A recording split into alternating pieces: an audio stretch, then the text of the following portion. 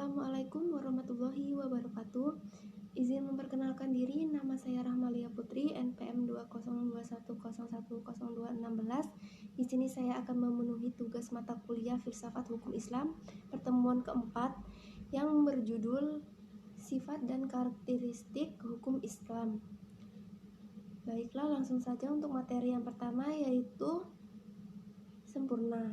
Sempurna artinya utuh, lengkap segalanya. Kesempurnaan hukum Islam atau syariat dapat dilihat dengan diturunkannya syariat Islam dalam bentuk yang umum dan mengglobal permasalahannya. Kecuali hal-hal yang bersifat langgeng, naas memuat prinsip-prinsip hukum yang terperinci, konkret, dan teknis. Misalnya masalah peribadatan, perkawinan, perceraian, dan warisan diterangkan secara terperinci. Syariat Islam dapat benar-benar menjadi petunjuk universal dengan bentuk umum dan global tersebut. Syariat Islam juga dapat diterima di semua tempat dan di setiap saat. Juga diharapkan hukum Islam dapat berlaku sepanjang masa. Yang kedua yaitu universal. Universal atau alami berarti umum, berlaku untuk semua orang atau untuk seluruh dunia, bersifat melingkupi. Ini berarti hukum Islam itu tidak dibatasi oleh lautan maupun batasan suatu negara. Bukti yang menunjukkan bahwa hukum Islam itu mempunyai sifat universal atau tidak harus dikembalikan kepada Al-Quran. Universal hukum Islam ini dinyatakan oleh Al-Quran sendiri yang berbunyi, "Dan tidaklah kami mengutus kamu, melainkan untuk menjadi rahmat bagi semesta alam." Quran Surah Al-Anbiya ayat 107. Lalu ayat yang kedua, "Dan kami tidak mengutus kamu, melainkan kepada umat manusia seluruhnya, sebagai pembawa berita gembira dan sebagai pemberi peringatan. Tetapi kebanyakan manusia tidak mengetahuinya." Quran Surah Al-Sabah ayat 28. Kedua ayat Al-Quran di atas menyatakan bahwa syariat yang dibawa oleh Nabi Muhammad bukanlah dikhususkan untuk orang Arab saja, namun berlaku bagi seluruh umat manusia yang ada di seluruh dunia. Lalu yang ketiga, dinamis. Dinamis dalam Kamus Besar Bahasa Indonesia dijelaskan makna dari kata dinamis adalah penuh semangat dan tenaga sehingga cepat bergerak dan mudah menyesuaikan diri dalam keadaan dan sebagainya.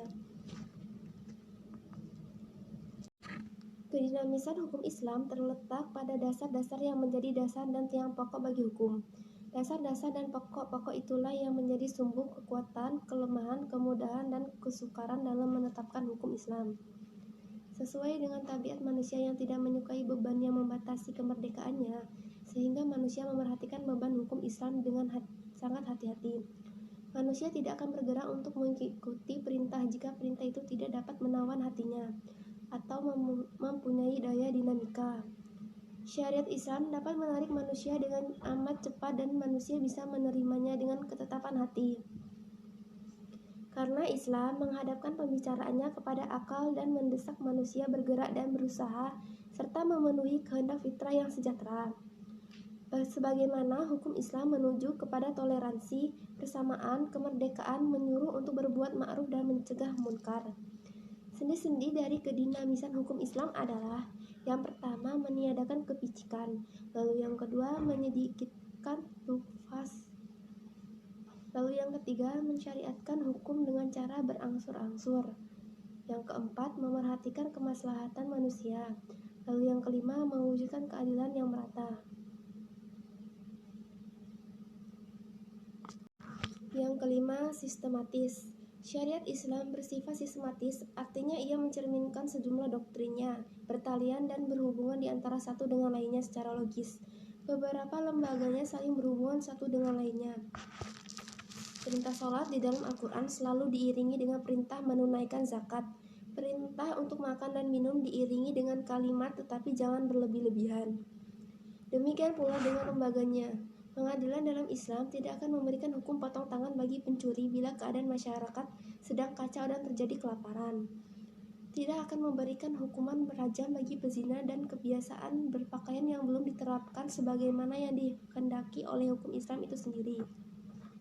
Hukum Islam dengan lembaganya demikian saling berhubungan satu sama lain. Hukum Islam tidak akan bisa dilaksanakan apabila diterapkan sebagian dan ditinggalkan sebagian lainnya. Lalu, materi selanjutnya, Hukum Islam bersifat ta'abudi dan ta'akuli. Al-Syatibi menyatakan bahwa ta'abudi adalah sesuatu di mana tujuan hukum dalam melembagakan hukum untuk membebaskan mukallaf dari perintah-perintah hawa nafsunya, agar dia menjadi hamba Tuhan dengan sukarela, sebagaimana dia juga hamba Tuhan secara alamiah atau secara terpaksa, sedangkan ta'akuli adalah sebaliknya. Baiklah, sekian materi yang dapat saya sampaikan. Apabila saya ada salah kata, saya mohon maaf. Saya akhiri, wabillahi taufik wal hidayah. Wassalamualaikum warahmatullahi wabarakatuh.